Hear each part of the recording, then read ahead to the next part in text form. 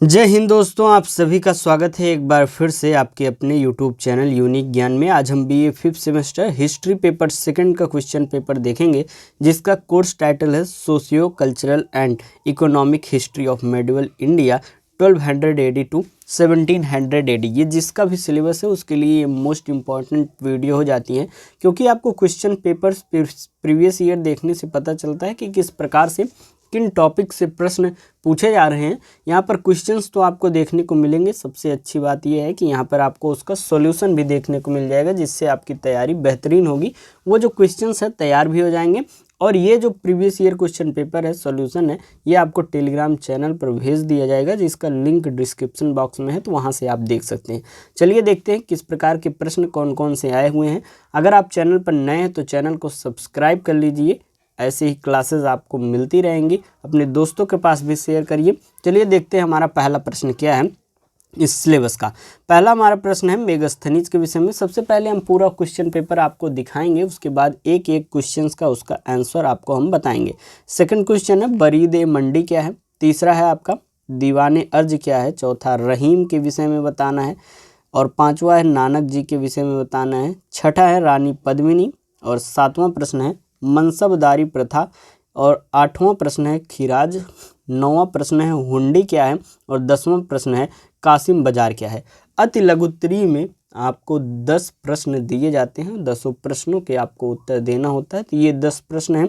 अति लघुत्तरी के बाद आता है खंड भ, जिसमें आपको लघुत्तरीय प्रश्न है describe the social condition of the Delhi सल्तनत। सल्तनत कालीन सामाजिक स्थिति का वर्णन कीजिए। तीसरा प्रश्न सूफीवाद के प्रभावों पर प्रकाश डालिए। चौथा प्रश्न है भक्ति आंदोलन के प्रभावों का वर्णन कीजिए। पांचवा प्रश्न है मुगल काल में स्त्रियों की दशा पर प्रकाश डालिए।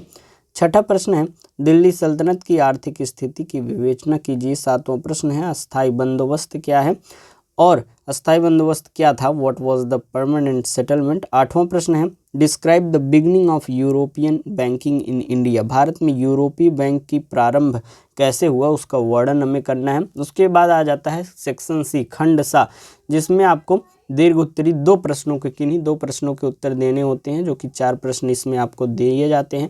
9 प्रश्न, जिसमें आपका पहला प्रश्न है दीर्घ उत्तरी का discuss the social condition of the northern India during the 12th century. 12वीं शताब्दी में उत्तर भारत की सामाजिक स्थिति की विवेचना कीजिए। 10वां प्रश्न describe the bhakti movement during medieval age. मध्यकालीन भक्ति आंदोलन की विवेचना कीजिए। 11वां प्रश्न है throw light on the works of the Prarthana Samaj. प्रार्थना समाज के कार्यों पर प्रकाश डालिए। 11वां प्रश्न है estimate the railway policy of Indian government. Bharat सरकार की रेलवे नीति की समीक्षा कीजिए। ये आपका पूरा क्वेश्चन पेपर हो गया। अब चलिए एक एक प्रश्न का हम उत्तर देखते हैं। कोई भी प्रश्न में आपको डाउट होता है तो आप कमेंट करके पूछ सकते हैं। जिस पॉइंट पे आपको डाउट हो, जिस क्वेश्चन में आपको डाउट हो, या फिर किसी अन्य विषय का भी आपको चाहिए, तो वह भी आप जो है कमेंट कर दिया करिए। किस यूनिवर्सिटी से हैं, आपके कब एग्ज़ाम है, यह भी कमेंट में आप हमें अवश्य बता दिया करिए। और जब भी आपके एग्ज़ाम हो, वह क्वेश्चन पेपर आप अपना दिए गए व्हाट्सएप नंबर पर या टेलीग्राम पर सेंड कर दिया करिए। चलिए देखते हैं। हमारा पहला प्रश्न है मेगास्थनीज के विषय में जानना है। मेगास्थनीज जो था वह एक यूनानी राजदूत था, जो सेल्यूकस निकेटर की ओर से मौर्य सम्राट चंद्रगुप्त के दरबार में आया हुआ था। इसने इंडिका नामक ग्रंथ की रचना की, जिसमें तत्कालीन भारतीय समाज के विषय में, प्रशासन के विषय में, नगर व्यवस्था, जाति प्रणाली और अर्थव्यवस्था का वर्णन मिलता है। यह मौर्यकालीन इतिहास का एक महत्वपूर्ण विदेशी स्रोत माना जाता है। मेगास्थनीज कौन था? यह जो था एक यूनानी राजदूत था, और यह किसके समय में आया था? चंद्रगुप्त मौर्य के समय में आया था। किसने भेजा था? सेल्यूकस निकेटर ने जो है चंद्रगुप्त मौर्य के दरबार में भेजा हुआ था। इसकी प्रसिद्ध कृति की बात करें, प्रसिद्ध ग्रंथ की बात करें, तो इसने इंडिका नामक ग्रंथ लिखा हुआ था, और जिसमें विभिन्न जो भी मौर्यकालीन स्थितियाँ थीं, व्यवस्थाएं थी, उसके विषय में बताया हुआ था। अगला प्रश्न है बरीद मंडी क्या है। बरीद मंडी जो है दिल्ली सल्तनत का एक महत्वपूर्ण अधिकारी था। यह गुप्तचर और डाक व्यवस्था से संबंधित था। इसका मुख्य कार्य प्रांतीय सूचनाएं एकत्र कर सुल्तान तक पहुंचाना तथा प्रशासनिक गतिविधियों पर निगरानी रखना था। अर्थात जो भी प्रांत में विभिन्न सूचनाएं होती थी, या कोई घटना होता था, या कोई काम होता था, वह सूचना सुल्तान तक यह पहुंचाता था और उसकी गतिविधियों पर जो भी प्रशासनिक गतिविधियां होती थी उस पर निगरानी यह रखता था। इससे सुल्तान को शासन की वास्तविक स्थिति की जानकारी मिलती थी और नियंत्रण जो है मजबूत होता है, क्योंकि राजा जब विभिन्न चीज़ों को जानता है उसके बाद ही समझ पाता है, उसकी समस्याओं को दूर वह कर पाता है। तीसरा प्रश्न है दीवाने अर्ज क्या है। दीवाने अर्ज दिल्ली सल्तनत का सैन्य विभाग है। यह सेना की भर्ती, प्रशिक्षण, वेतन वितरण और अनुशासन की व्यवस्था करता था। अलाउद्दीन खिलजी के समय में इस विभाग का महत्व जो है बढ़ गया। सेना को सुदृढ़ बनाए रखने और केंद्रीय नियंत्रण स्थापित करने में दीवाने अर्ज की जो है महत्वपूर्ण भूमिका एक प्रकार से थी।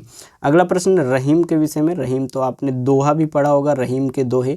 तो रहीम वही रहीम के विषय में यहाँ पे आपको जानना है। अब्दुर रहीम खान खाना इनका नाम था, जिन्हें रहीम कहा जाता है, और यह अकबर के नवरत्नों में से एक थे। वे कुशल सेनापति, प्रशासक और महान कवि थे। रहीम के दोहे जो है भक्ति, नीति और मानवीय मूल्यों पर आधारित थे। हिंदी साहित्य में उनका महत्वपूर्ण स्थान था और उनके दोहे आज भी लोकप्रिय जो है माने जाते हैं। पांचवा प्रश्न है नानक के विषय में। गुरु नानक देव जी सिर्फ धर्म के संस्थापक थे, जो सिख धर्म था उसके संस्थापक कौन थे? गुरु नानक देव जी। उनका जन्म कब हुआ था? 1469 ईस्वी में हुआ था। उन्होंने एक ईश्वर की उपासना, मानव समानता, प्रेम और भाईचारे का संदेश दिया। उन्होंने जाति पाति, आडंबर और अंधविश्वास का विरोध किया। उनके उपदेशों ने समाज में धार्मिक सुधार की दिशा एक प्रकार से प्रदान की हुई थी। अगला प्रश्न रानी पद्मिनी के विषय में जानना है। तो रानी पद्मिनी चित्तौड़ की प्रसिद्ध रानी थी, जो अपनी सुंदरता, साहस और स्वाभिमान के लिए जानी जाती थी। अलाउद्दीन खिलजी के आक्रमण के समय उन्होंने अन्य स्त्रियों के साथ जौहर किया। उनका वर्णन मलिक मोहम्मद जायसी के ग्रंथ जो पद्मावत है उसमें मिलता है। वे राजपूत नारी की वीरता का प्रतीक जो है वह मानी जाती है।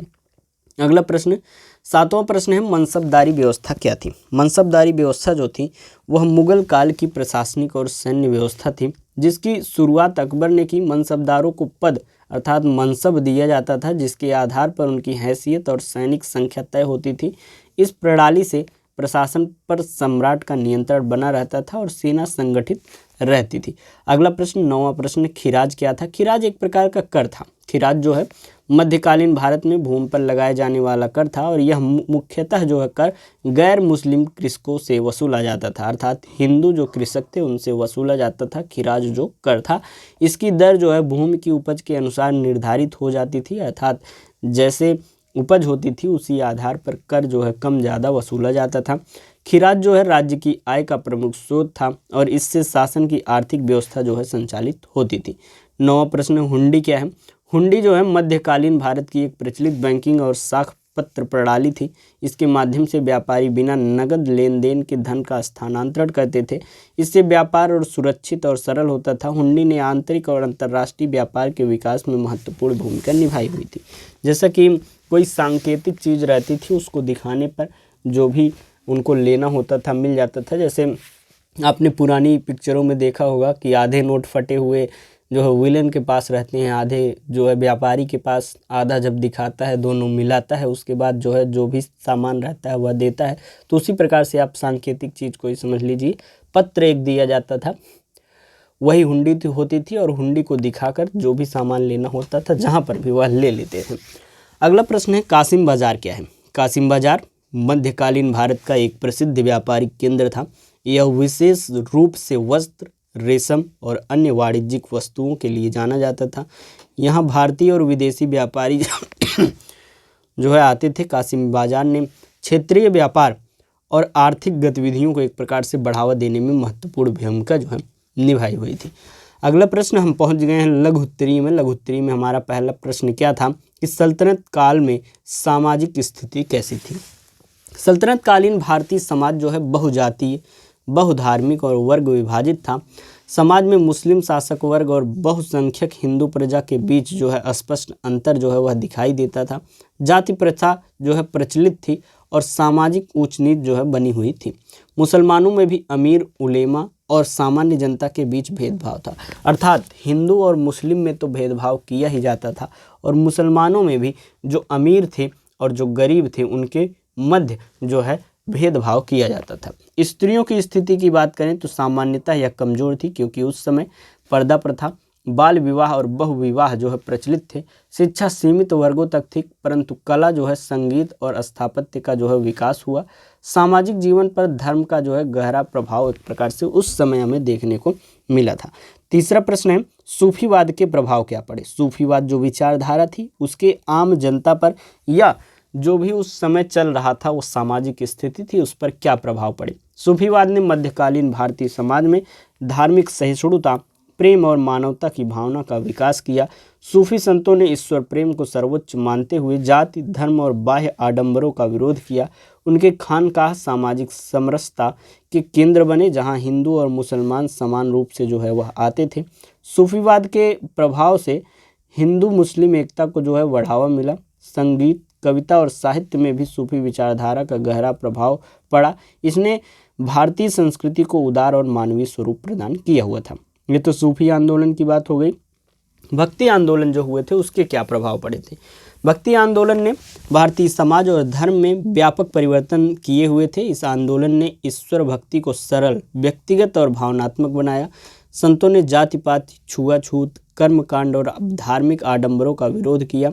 रामानंद, कबीर, मीरा और चैतन्य जैसे संतों ने समानता और प्रेम का संदेश दिया। क्षेत्रीय भाषाओं और हिंदी साहित्य का विकास हुआ।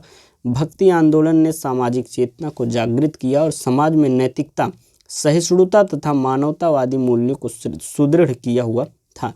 अगला प्रश्न हमारा है, मुगल काल में स्त्रियों की क्या दशा थी। मुगल काल में स्त्रियों की स्थिति असमान थी। शाही और उच्च वर्ग की स्त्रियां जो हैं शिक्षा, राजनीति और प्रशासन में सक्रिय थी। नूरजहां ने शासन में प्रभावी भूमिका निभाई, जबकि जहां आरा और जेबुन निसा विदुषी थी।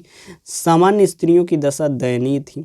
पर्दा प्रथा, बाल विवाह, सती और बहुविवाह जैसी कुप्रथाएं प्रचलित थीं। स्त्रियों को सीमित अधिकार प्राप्त थे।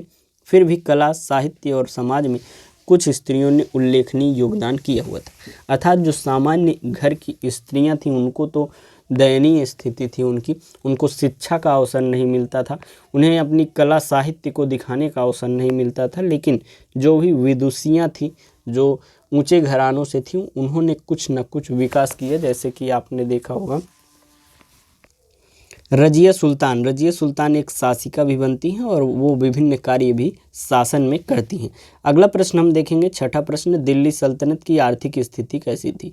दिल्ली सल्तनत की अर्थव्यवस्था मुख्यतः जो है कृषि आधारित थी। भूमि कर राज्य की आय का जो है प्रमुख स्रोत होता था, जो कि खिराज जिसे कहा जाता था, और जो है गैर मुस्लिम जो है जनता से लिया जाता था, अर्थात हिंदुओं से वह वसूला जाता था। सिंचाई, कृषि विस्तार और फसलों की विविधता पर ध्यान दिया गया। शिल्प, हस्तकला और आंतरिक व विदेशी व्यापार का भी विकास हुआ। अलाउद्दीन खिलजी ने व्यापार नियंत्रण नीति लागू की, जिससे मूल्य स्थिरता आई। मुद्रा प्रणाली, सड़कों और सरायों ने व्यापार को प्रोत्साहित किया। समग्र रूप से सल्तनत की जो है आर्थिक स्थिति संगठित और सुदृढ़ एक प्रकार से मानी जा सकती है। सातवां प्रश्न है, स्थायी बंदोबस्त क्या था। अस्थायी बंदोबस्त 1793 ईस्वी में लॉर्ड कॉर्नवालिस द्वारा बंगाल, बिहार और उड़ीसा में लागू किया गया।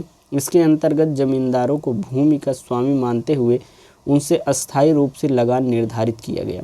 सरकार को निश्चित राजस्व मिलने की व्यवस्था हुई। जमींदारों को अधिकार तो मिले, पर किसानों ने उनका जो है शोषण बढ़ गया। किसान जो है लगान न दे पाने पर भूमि से वंचित होने लगे। इस व्यवस्था ने कृषि व्यवस्था और ग्रामीण समाज पर गहरा नकारात्मक प्रभाव डाला हुआ था। अर्थात इस व्यवस्था में जो जमींदार चुने जाते थे उनके अंतर्गत जो भी कृषक कार्य करते थे उनको ज़मीन मिली हुई थी, स्वयं की ज़मीन हो जाती थी। लेकिन जो है सरकार तय करती थी कि इतना कर लेना है, उससे ज़्यादा ये लोग वसूल करते थे। ज़मींदार लोग शोषण करते थे, और अगर कोई नहीं दे पाता था उतना ज़्यादा तो क्या कर देते थे कि उनकी ज़मीन ही ले लिया करते थे। विभिन्न प्रकार से शोषण उन्होंने किया, और इसी व्यवस्था के चलते जो कृषि व्यवस्था थी उस समय की, ग्रामीण समाज जो था उस पर गहरा नकारात्मक प्रभाव हमें देखने को मिला था। अगला प्रश्न, आठवां प्रश्न है, भारत में यूरोपीय बैंकिंग का प्रारंभ कब हुआ। भारत में यूरोपीय बैंकिंग की शुरुआत 18वीं शताब्दी से हुई। 1770 ईस्वी में बैंक ऑफ हिंदुस्तान की स्थापना हुई, जो भारत का पहला आधुनिक बैंक माना जाता है। इसके बाद bank of Bengal, bank of Bombay, bank of Madras जैसी प्रेसिडेंसी बैंक स्थापित हुई। इन बैंकों ने व्यापार, उद्योग और सरकारी वित्त को सुविधा प्रदान किया। यूरोपीय बैंकिंग ने आधुनिक बैंकिंग प्रणाली, मुद्रा प्रबंधन और आर्थिक विकास की नींव एक प्रकार से रखी हुई थी। इस प्रकार से आपका पूरा क्वेश्चन पेपर यहाँ पर सॉल्व करा दिया गया है। जो भी डाउट हो आप कमेंट करके पूछ सकते हैं। जैसे कुछ लोगों का syllabus history of modern India है, उसका भी सॉल्यूशन आपको करा दिया जाएगा, अभी कुछ देर में भेज दिया जाएगा, जिससे आप भी उसको पढ़ सकें, जिसका अलग कोर्स टाइटल है। तो कमेंट में अवश्य बताइएगा आपका कोर्स टाइटल क्या है। मिलते हैं नेक्स्ट वीडियो में। टेलीग्राम से डाउनलोड करके इसका जो PDF नोट्स है रिवीजन कर लीजिएगा अच्छे से। मिलते हैं नेक्स्ट वीडियो में।